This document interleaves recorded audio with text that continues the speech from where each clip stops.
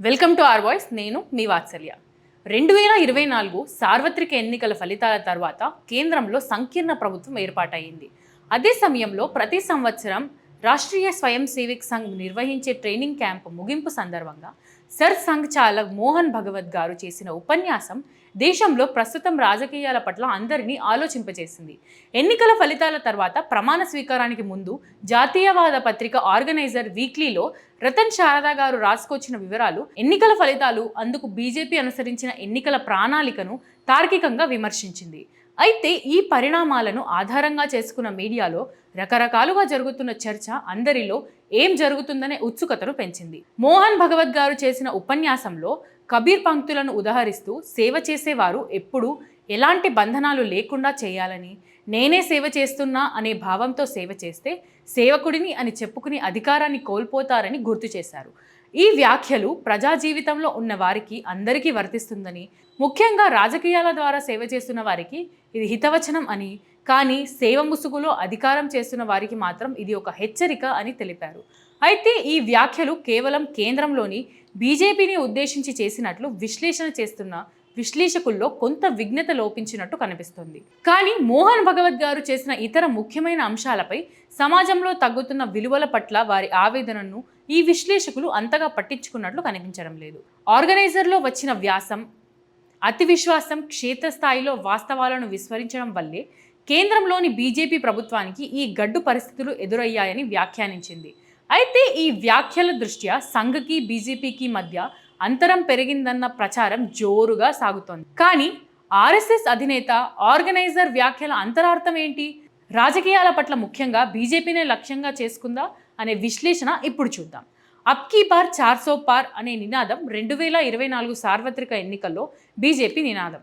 అయితే ఇది కార్యకర్తలను ఉద్దేశించి చెప్పింది. కానీ సోషల్ మీడియా సహాయంతో సెల్ఫ్ పవర్డ్ యాక్టివిస్టుల చట్రంలో ఆ నినాదం కొట్టుకుపోయిందని ఆర్గనైజర్లో రతన్ శారద గారు రాసిన వ్యాసంలో పేర్కొన్నారు. మితిమీరిన విశ్వాసంతో ఉన్న వారికి ఈ ఫలితాలు రియాలిటీ చెక్ అని స్పష్టం చేశారు. 400 సీట్లు సాధించాలనే లక్ష్యం గొప్పదే, కానీ ప్రతిపక్షాలకు అదే ధైర్యంగా మారిందని బీజేపీ పెద్దలు గ్రహించలేకపోయారని ఎన్నికల ఫలితాల విశ్లేషణ క్రమంలో ఆయన అభిప్రాయపడ్డారు. మోడీ అనే సంతోషపు బుడగలో చాలామంది ప్రజాసేవకులు, పార్టీ కార్యకర్తలు సంతోషంగా ఉంటూ ఢిల్లీలో మోడీజీ నుంచి ప్రతిబింబించే సంతోషపు కాంతిని ఆస్వాదించారు. కానీ వీధుల్లో ప్రజా గొంతుకలను పట్టించుకోలేదని ఆయన వివరించారు. సోషల్ మీడియా ప్రచారాన్ని నమ్ముకున్న వారు పార్టీ కోసం అంకిత భావంతో పనిచేసే కార్మికులను నిర్లక్ష్యం చేయడం ఈ ఫలితాల్లో కనిపించిందని పేర్కొన్నారు. సోషల్ మీడియా పోస్టర్లు, సెల్ఫీలు పంచుకోవడమే ప్రచారంగా భావించిన వారిని కూడా ఆ వ్యాసంలో ఆయన సూటిగా నిలదీశారు. ఈ ఎన్నికల్లో ఎక్కువగా మోడీని కీర్తించడంతోనే నాయకులు, కార్యకర్తలు సరిపెట్టారు. కానీ ప్రజాక్షేత్రంలో పోరాటాన్ని పెద్దగా పట్టించుకోలేదని, ఫీల్డ్లో కష్టపడటం ద్వారానే లక్ష్యాలను చేరుకుంటామనే పరమ సత్యాన్ని పాతరేసినట్టు కనిపిస్తోందని అన్నారు. ఎన్నికల సమయంలో పార్టీలు చేసే స్వార్థ రాజకీయాలను బీజేపీ సైతం వంట పట్టించుకోవడాన్ని సదరు వ్యాసంలో వ్యాసకర్త తీవ్రంగా తప్పుబట్టారు. మంచి పనితీరు కనబరుస్తున్న వారిని పక్కన పెట్టి ఇతర పార్టీల నుంచి వచ్చే ఫిరాయింపుదారులకు ఎక్కువ ప్రాధాన్యత ఇవ్వడం కూడా ఫలితాలపై ప్రభావం పడుతుంది. ఇదే విషయాన్ని హిమాచల్ ప్రదేశ్, మహారాష్ట్ర ఉదంతాలతో ఉదహరించారు. హిమాచల్ ప్రదేశ్ ఎన్నికల్లో వలస వచ్చిన వారికి సీట్లు ఇవ్వడంతో సొంత పార్టీపైనే 30% నాయకులు పోటీ చేయడం ద్వారా అక్కడ ఓటమి చవి చూడాల్సి వచ్చింది. ఇటు మహారాష్ట్రలో ఎన్సీపీలో చీలిక తేవడం ఈ ఫలితాలపై తీవ్ర ప్రభావం పడింది. అజిత్ పవార్ నేతృత్వంలో ఎన్సీపీ వర్గం బీజేపీలో చేరిన ఫలితాల్లో మాత్రం శరద్ పవార్ వర్గం ఉద్ధవ్ శివసేన పార్టీకే మెజారిటీ వచ్చింది. మహారాష్ట్రలో బీజేపీ రాజకీయాలు కాంగ్రెస్కు వ్యతిరేకంగా ఏళ్ల తరబడి పోరాడిన పార్టీ మద్దతుదారులను బాధించిందని చెప్పవచ్చు. ఈ ఒక్క దెబ్బతో బీజేపీ తన బ్రాండ్ విలువను తగ్గించుకుందని, మహారాష్ట్రలో నెంబర్ 1గా అవతరించేందుకు ఏళ్ల తరబడి చేసిన పోరాటం వృధా అయ్యిందని రతన్ శారద గారు తన వ్యాసంలో వ్యాఖ్యానించారు. ఇక్కడ బీజేపీ రాజకీయాలు ప్రజా వ్యతిరేకంగా ఉన్నాయని, 26/11 ఆర్ఎస్ఎస్ కుట్ర అని ప్రచారం చేసిన కాంగ్రెస్ నాయకుల నుంచి ఎలాంటి వివరణ లేకుండా పార్టీలో చేర్చుకోవడం పట్ల ఆర్ఎస్ఎస్ అభిమానులను నిరాశ చెందారని, వారి దృష్టిలో బీజేపీ దిగజారిందని, ఈ పరిణామం తీవ్రంగా బాధించిందని పేర్కొన్నారు.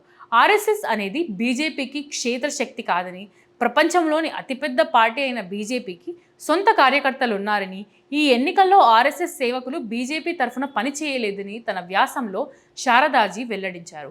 కానీ ప్రజల్లో రాజకీయ చైతన్యం కొరకు సంఘ్ కార్యకర్తలు పనిచేశారని చెప్పారు. ఆర్గనైజర్ పత్రికలో రతన్ శారద గారు ఒక రచయితగా, పార్టీ అభిమానిగా తమ అభిప్రాయాలను వివరించారు. అలాగే ఈ విషయాన్ని బీజేపీ పెద్దలు నిజాయితీగా అంగీకరించి ఇలాంటి తప్పులను సరిచేసుకుంటారనే అభిప్రాయాన్ని ఆయన వెల్లడించారు. ఎందుకంటే విమర్శకుల కన్నా పార్టీని అభిమానించే వారే ఎక్కువగా బాధపడ్డారు అనేది సుస్పష్టం. రతన్ శారద గారు వ్యక్తిగతంగా వెలువరించిన అభిప్రాయాలను ఆర్ఎస్ఎస్కు ముడివేయడం భావ్యం కాదన్నది ఇక్కడ గమనార్హం. 2018లో ఆర్ఎస్ఎస్ సర్ సంఘచాలక్ మోహన్ భగవత్ గారు భవిష్య భారత్ అనే కార్యక్రమంలో మాట్లాడుతూ దేశహితం కొరకు పనిచేసే ఏ రాజకీయ పార్టీ అయినా సహాయం కోరితే సహకరిస్తామని, అంతేకాని ఒక పార్టీకి తాము పరిమితం కాదని స్పష్టం చేశారు. ఇలాంటి సమయంలో మోహన్ భగవత్ గారు చేసిన వ్యాఖ్యలను, ఆర్గనైజర్లో వచ్చిన వ్యాసాలను బట్టి ఆర్ఎస్ఎస్కు బీజేపీకి మధ్య విభేదాలు వచ్చాయంటూ విశ్లేషించడం అసమంజసం. అర్థం లేని ఆనందం తప్ప ఏమీ లేదు. ఇలాంటి రంధ్రాన్వేషణ ద్వారా లభించేది శూన్యమే. దేశహితం కోసం పనిచేసేటప్పుడు సమిష్టి నిర్ణయాలు అవసరం. అందుకు మన వ్యవస్థల్లో 2 పక్షాలు ఉన్నాయని, దాన్ని వివక్షంగా భావించి పనిచేయాలని, విరోధి పక్షంగా భావించరాదు అని సూచించారు.